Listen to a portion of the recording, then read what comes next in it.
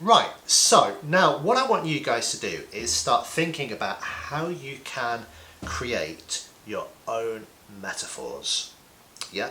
Now the best thing to do, in my opinion, to start thinking about creating your own metaphors is take whatever's going on in the world where you are today, okay, and write some of the main events down, some of the main world events, write them down on a piece of paper. Now where I am and the time, the most important events that are happening at the moment in the news are Brexit, the COVID-19 virus, unemployment and a financial crisis. So these are the most important things that are happening in the world of politics and business and the economy right now. These are the things that the news and everybody is talking about. So these are great subjects for making metaphors with. Yeah, but these are all very negative. We're living in a very negative world right now. So I've chosen a few positive things as well. Spring, the time of the year, holidays and birthdays. Okay, so just for some comparisons. But these are all very useful, very great things for making comparisons with and for creating your own metaphors. So wherever you are in the world, whatever year or time it is for you, write down a list of 4 or 5 different things that are happening in your country right now, okay, on a piece of paper. Okay, like I said, I've got Brexit, the COVID virus, unemployment and the financial crisis. So Brexit. Now, Brexit, if you do not know what Brexit is, or rather was, Brexit was the process of the United Kingdom leaving the European Union, separating after 50, 60 years within a trading partnership. It's kind of like a divorce in a way. It was a separation. Yeah, it's still happening as we speak in the year 2020. But Brexit has been a big thing for, God, I've lost count, at least 8 years I think now. So, you know, it's not something that has just sort of come and gone. It's something that everybody's aware of, especially in the UK, so Brexit. And Brexit, I think no matter which side of the argument you were on in Brexit, sort of leave or remain, the fact is Brexit has just been a complete disaster in terms of two groups of people constantly arguing with each other and never accepting each other's arguments. Yeah, so I can use Brexit. I think I'll be able to use Brexit forever as a metaphor for people arguing. Yeah, two groups of people arguing about the same thing. They both have the fundamental same idea about wanting the best for the future, but they just cannot simply agree on the best way to do it. And Brexit is a great metaphor. So whenever there are two people or two groups of people who are constantly arguing, I just say, wow, it's just like Brexit all over again. Yeah? And everybody in the UK will know exactly what that phrase means. Okay, now COVID-19, this is something that has affected the world. I imagine even your country has been affected by COVID, may still be affected by the COVID virus, whenever you're watching this video. Yeah?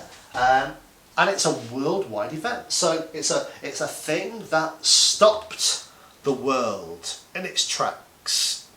So if you want to describe something that you perceive to be as powerful, something that can stop the world, you can compare it to the COVID-19 virus. You know, this invention, this new thing of mine, it's just like COVID-19. It's going to change the world. Okay. Unemployment, particularly big problem in the UK, Europe, and America right now. Unemployment, you know. Unemployment is getting bigger and bigger and bigger. So many people are losing their jobs, and every day there's an even bigger number, okay, of unemployed. So if you want to describe something that is getting bigger or growing constantly, you can describe it as being like the unemployment figures in the United States. expanding constantly.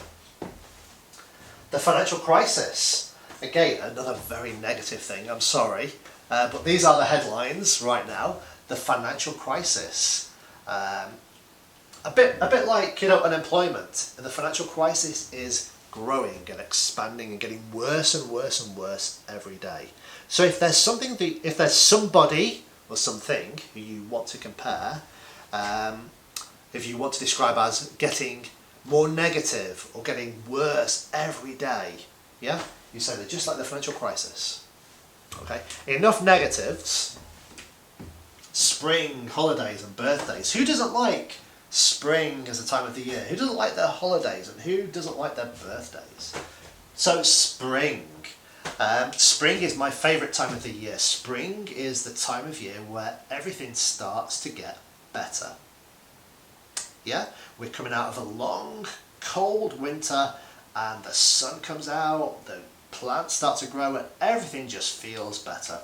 Yeah, it's a great metaphor for when you are feeling happy. After a bout of not being happy, you might be feeling happy. Things may have been bad, now they're starting to get better. Spring has arrived. Who doesn't like their holidays? I love going on holiday, and the experience, the feeling of going on holiday and relaxing for like 2 weeks and enjoying yourself. It's a great metaphor that you can use to describe anything that you really, really enjoy. Something that helps you to relax. Birthdays. Well, I'm not a big fan of my birthday now because I'm getting old. So I preferred my birthdays when I was a lot younger. But birthdays, that feeling, that enjoyment, that feeling of being the centre of attention, the centre of your family's attention, or your friends, all of your work colleagues perhaps. There's presents for you, there's a cake, there's birthday cards. That feeling that you get, that feeling of importance on your birthday. If you want to describe a similar feeling, say, well, when I got my job, it was like my birthday all over again. When they offered me the job, it was just like my birthday. Okay? So, your task is not to copy any of my metaphors. Your task is to create your own metaphors. And I want you to remember that metaphors are only going to be a small part of your IELTS speaking answers. Yeah, a metaphor is not a complete answer in any IELTS question.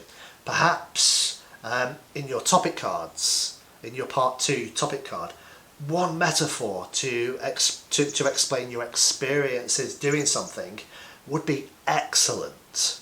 Yeah, but metaphors are such powerful literary devices that everybody uses them. Yeah, so you can create your own metaphors. You just have to make sure that whoever you're speaking to understands the metaphor. Yeah, you can compare yourself to other people. You can compare yourself to events, to world events that are happening. You can compare anything to anything. You just have to make sure that the person you are speaking to understands the two things you are comparing. Okay, right. Final thing, okay, attached to this lesson, there is a worksheet called Marvelous Metaphors. It's a worksheet to get you started on creating your own metaphors. So I want you to download the worksheet. It's only about 3 pages long, and I want you to read it and I want you to complete it. And when you have completed it, I want you to send it to me so I can take a look at what you have created. Okay, that's it for now. I hope you've enjoyed learning a little bit about metaphors and also similes. More or less the same thing. Okay, start creating metaphors. Bye for now.